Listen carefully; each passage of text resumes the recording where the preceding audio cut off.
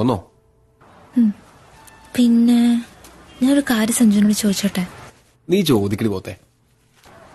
ശ്രീധനല്ലാതെ നിന്നെ കിട്ടോ? അതെന്താ നീ അങ്ങനെ ചോദിച്ചു? ഞാൻ ചോദിച്ചാൽ ആൻസർ പറഞ്ഞു.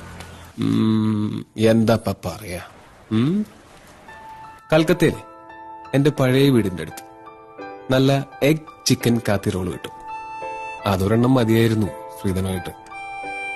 നല്ല കിടിലൻ ടേസ്റ്റാ, മൈ ഫേവറേറ്റ്.